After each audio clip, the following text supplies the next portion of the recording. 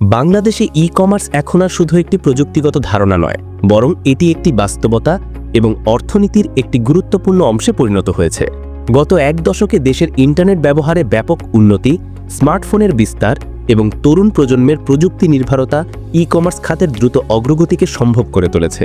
বিশেষ করে কোভিড-19 মহামারীর সময় যখন মানুষ ঘরবন্দি হয়ে পড়েছিল, তখন ই-কমার্সই হয়ে উঠেছিল কেনাকাটার প্রধান মাধ্যম।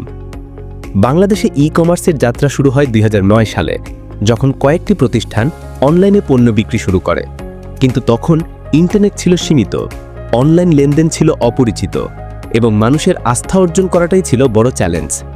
এরপর ধীরে ধীরে ওয়েবসাইট ভিত্তিক কিছু প্রতিষ্ঠান যেমন পিকাবো, আজিজ সন্স, অ্যালিস অ্যালি, রকমারি এবং দারাজ নিজেদের জায়গা তৈরি করতে থাকে। 2015 সাল থেকে মোবাইল ইন্টারনেট এবং ফেসবুক ভিত্তিক ব্যবসার প্রসার ই-কমার্সকে আরও বিস্তৃত করে। বর্তমানে বাংলাদেশে ই-কমার্স খাত একটি দ্রুত বর্ধনশীল শিল্প। ই-কমার্স অ্যাসোসিয়েশন অব বাংলাদেশের তথ্য মতে দেশে বর্তমানে 2500-এর বেশি ই-কমার্স ওয়েবসাইট এবং প্রায় 5 লাখ ফেসবুক ভিত্তিক অনলাইন ব্যবসা কার্যক্রম চালাচ্ছে। শহরের পাশাপাশি এখন গ্রামগঞ্জেও ই-কমার্স পৌঁছে যাচ্ছে, যা ডিজিটাল বাংলাদেশের স্বপ্ন বাস্তবায়নের একটি গুরুত্বপূর্ণ অংশ। এই অগ্রগতির পেছনে কয়েকটি মূল কারণ রয়েছে।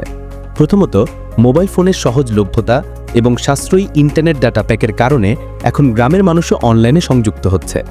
দ্বিতীয়ত, ডিজিটাল পেমেন্ট সিস্টেম যেমন বিকাশ, নগদ, রকেট ইত্যাদির কারণে অনলাইন কেনাকাটা অনেক সহজ হয়ে উঠেছে। তৃতীয়ত, সরকার এবং বেসরকারি খাতের বিভিন্ন উদ্যোগ যেমন আইসিটি ডিভিশনের প্রজেক্ট, ই-ক্যাবের সদস্য প্রশিক্ষণ এবং উদ্যোক্তা উন্নয়ন প্রোগ্রাম এই খাতের বিকাশে বড় ভূমিকা রেখেছে। ই-কমার্স খাতের গুরুত্ব দিন দিন আরও বাড়ছে। এটি শুধু নতুন উদ্যোক্তাদের জন্যই নয়, বরং গ্রাহকদের জন্য একটি বিপ্লব ঘটিয়েছে।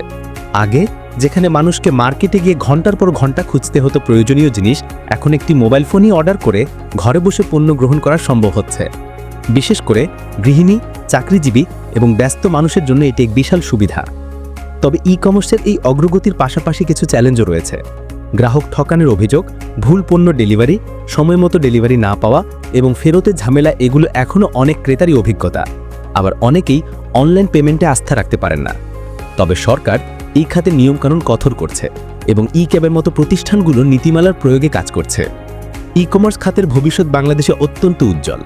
2025 সালের মধ্যে দেশের ই-কমার্স বাজার প্রায় $3 বিলিয়ন পৌঁছাবে বলে আশা করা হচ্ছে। দেশের যুব সমাজ এখন স্টার্টআপ ভিত্তিক ব্যবসায় ঝুঁকছে এবং ই-কমার্স হচ্ছে তাদের অন্যতম পছন্দের ক্ষেত্র। এছাড়া বিদেশে তৈরি পণ্য বাংলাদেশে সরাসরি অনলাইনে বিক্রি করার সুযোগও তৈরি হচ্ছে, যা দেশের অর্থনীতিকে বৈশ্বিক বাজারের সঙ্গে যুক্ত করছে। সরকারও এই খাতকে প্রাধান্য দিচ্ছে। ডিজিটাল বাংলাদেশের লক্ষ্য অর্জনে ই-কমার্সকে একটি অন্যতম হাতিয়ার হিসেবে ধরা হচ্ছে। পোস্ট অফিস ও কুরিয়ার সার্ভিস উন্নত করা, ডিজিটাল পেমেন্টে ইকোসিস্টেম গড়ে তোলা ও গ্রামীণ উদ্যোক্তাদের জন্য প্রশিক্ষণ কর্মসূচি চালানো এসবই ভবিষ্যতের জন্য ইতিবাচক দিক নির্দেশ করে। সবশেষে বলা যায়, বাংলাদেশে ই-কমার্স শুধু একটি শিল্প নয়, বরং এটি মানুষের জীবনধারার পরিবর্তনের প্রতীক। মানুষ এখন সময় বাঁচাতে, সহজে কেনাকাটা করতে এবং নতুন ব্যবসার সুযোগ গ্রহণ করতে ই-কমার্সকে বেছে নিচ্ছে। আর এই পরিবর্তনই আমাদের ভবিষ্যৎকে গড়ে দিচ্ছে এক নতুন ডিজিটাল বাংলাদেশ হিসেবে।